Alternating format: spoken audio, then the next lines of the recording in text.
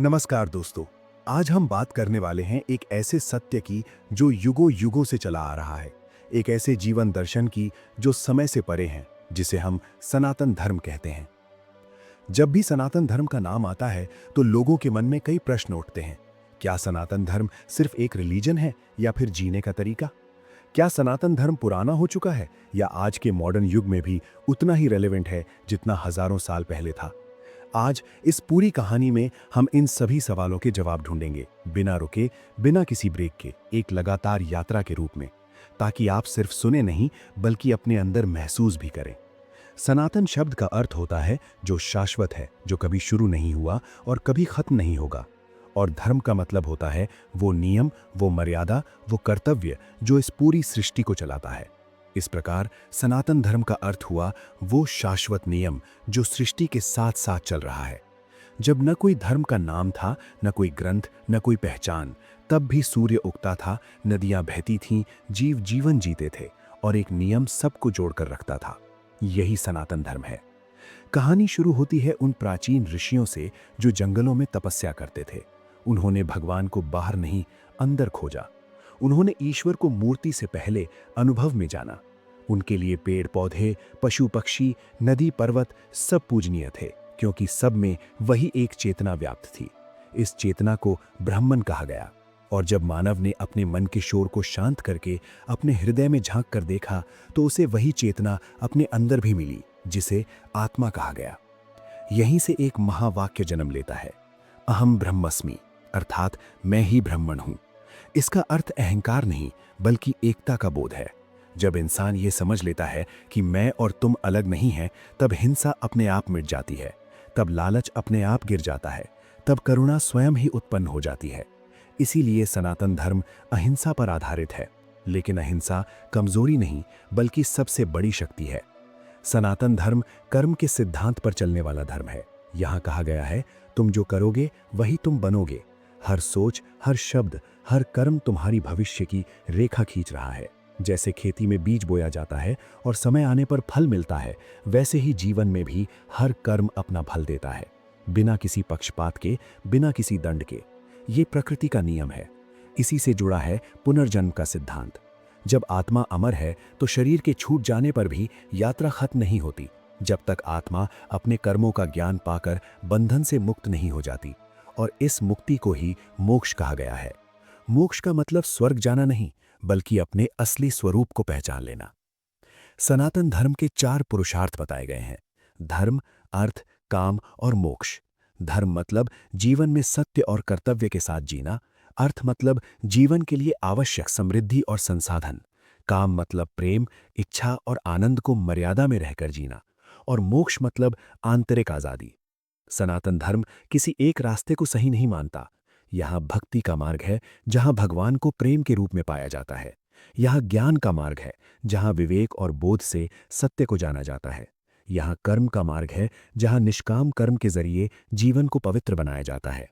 और यहाँ योग का मार्ग है, जहाँ शरीर, मन और आत्मा को एक साथ साध कर सत्य तक पहुंचा जाता है।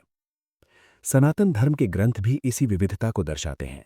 वेद जो ज्ञान के प्रारंभिक शब्द हैं, उपनिषद जो रहस्य को खोलते हैं, पुराण जो कहानियों के माध्यम से ज्ञान देते हैं, रामायण जो मर्यादा और त्याग का आदर्श दिखाता है, महाभारत जो जीवन के संघर्ष को दर्शाता है, और भगवद गीता जो हर युग के मानव के लिए मार्गदर्शक है। गीता का संदेश है, कर्म करो, फल छोड़ दो, अपना कर्तव्य निभाओ बिना आसक्ति के। आज के युग में जहां हर व्यक्ति फल की चिंता में जला जा रहा है, ये संदेश अमृत के समान है। सनातन धर्म आज भी जिंदा है क्योंकि ये सिर्फ पूजा पाठ तक सीमित नहीं बल्कि जीने का तरीका सिखाता है। सुबह सूर्य को नमस्कार करना प्रकृति के प्रति कृतज्ञता है। नदी को माँ कहना जल के मूल्य को समझना है। गुरु को भगवान से ऊपर रखना ज्ञान के महत्व को दर्शाता है। कई लोग पूछते हैं, क्या सनातन धर्म और हिंदुइज्म एक ही है? वास्तव में हिंदू शब्द एक भौगोलिक पहचान से आया, जबकि सनातन धर्म एक दर्शन है। हिंदुइज्म उस दर्शन का व्यावहारिक रूप है।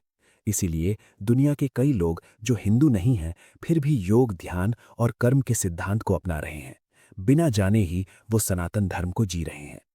सनातन धर्म किसी को बदलने की बात नहीं करता, बल्कि स्वयं को जानने की बात करता है। ये कहता है पहले अपने मन को जीतो, फिर दुनिया खुद ही बदल जाएगी। साइंस और सनातन धर्म विरोधी नहीं, बल्कि सहयोगी हैं। उपनिषद कहते हैं प्रश्न करो, खोज करो, अनुभव करो, यही विज्ञान का मूल है। अंत में सनातन धर्म कोई लेबल नहीं, कोई झंडा नहीं, बल्कि एक अनुभव है।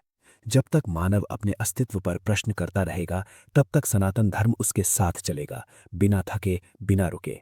क्योंकि सनातन धर्म किसी एक काल का धर्म नहीं, बल्कि काल से परे सत्य है। और अब इस यात्रा को हम और आगे बढ़ाते हैं, ताकि सनातन धर्म के इस जीवंत रूप को हम आज के युग के जीवित उदाहरणों के साथ समझ सकें। जब हम कहते हैं कि सनातन धर्म सिर्फ ग्रंथों में बंधा हुआ नहीं है, बल्कि जीवित लोगों के जीवन में सांस लेता है, तो वहां पर कुछ ऐसे संत और कथावाचक सामने आते हैं जिन्होंने अपने जीवन से इस दर्शन को जिया और लोगों तक पहुंचाया। ऐसा ही एक नाम है प्रेमानंद महाराज। वृंदावन के प्रेमानंद महाराज जी जब भक्ति और वैराग्य की बात करते हैं, तो सिर्फ शब्द नहीं बोलते, बल्कि उनका पूरा जीवन ही एक संदेश बन जाता है।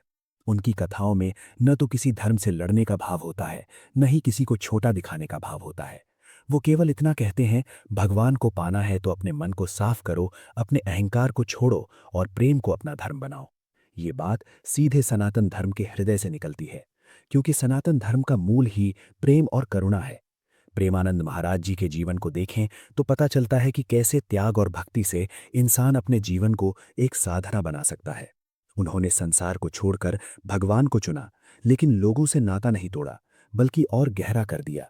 यही तो सनातन धर्म है, दुनिया में रहकर दुनिया से परे होना।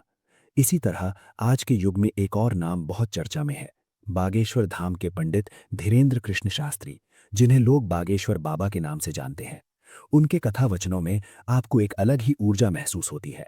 वो जब सनातन धर्म की बात करते हैं तो सिर्फ इतिहास नहीं बताते, बल्कि आज के मानव के दर्द को छू लेते हैं। वो कहते हैं सनातन धर्म कोई फैशन नहीं जो आया और गया, ये तो संस्कार है जो माँ के दूध के साथ मिलता है। उनका कहना है कि सनातन धर्म तब तक जिंदा रहेगा जब तक गांव के मंदिर में दिया जलता रहेगा, जब तक घर के आंगन में तुलसी होगी, जब तक बेटा माँ बाप के पैर छूने में शर्म महसूस नहीं करेगा। ये बातें सुनकर लगता है जैसे सनातन धर्म कोई सिद्धांत नहीं, बल्कि घर का ही कोई सदस्य हो। बागेश्वर धाम के दरबारों में आने वाले लोग जब अपनी समस्याओं के साथ आते हैं, तो वहां उन्हें सिर्फ चमत्कार नहीं मिलता, बल्कि विश्वास मिलता है। और विश्वास भी सनातन धर्म का ही एक रूप है, क्योंकि जब इंसान अपने अस्तित्व पर भरोसा करना सीख लेता है, तब वो आधा दुखी रहना बंद कर देता है। सनातन धर्म हमेशा से कठिन समय में मानव का सहारा रहा है। जब युद्ध हुए, जब आक्रमण हुए, जब संस्कृति को मिटाने की कोशिश की गई, तब भी ये धर्म किसी तलवार के बल पर नहीं, बल्कि अपनी गहराई के बल पर जिंदा रहा।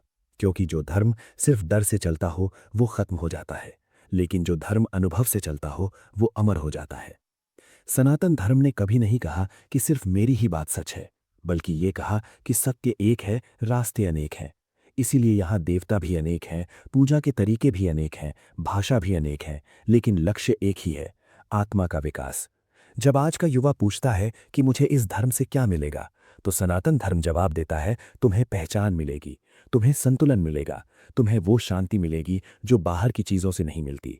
आज के युग में जब इंसान सब कुछ होने के बाद भी खाली महसूस करता है, तब सनातन धर्म उसे कहता है, बाहर नहीं, अंदर देखो, क्योंकि तुम जिस चीज को ढूंढ रहे हो वो तुम हो। इसीलिए ध्यान और योग आज पूरी दुनिया में अपनाए जा रहे हैं। बिना जाने लोग सनातन धर्म के मार्ग पर चल रहे हैं, चाहे वो अमेरिका हो, यूरोप हो या एशिया हो।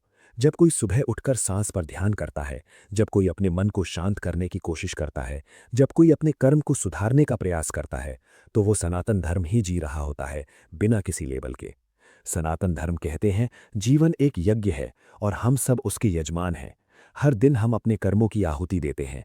अगर आहुति पवित्र होगी तो यज्ञ सफल होगा। इसीलिए कहते हैं शुद्ध भाव, शुद्ध विचार, शुद्ध कर्म, यही 3 स्तंभ हैं इस धर्म के। अंत में यही कहा जा सकता है कि सनातन धर्म कोई कहानी नहीं जो खत्म हो जाए। ये तो एक प्रवाह है जो हर युग में नया रूप ले लेता है, कभी ऋषि के रूप में, कभी संत के रूप में, कभी माँ के संस्कार के रूप में, कभी गुरु के उपदेश के रूप में। जब तक मानव अपने अस्तित्व पर प्रश्न करता रहेगा,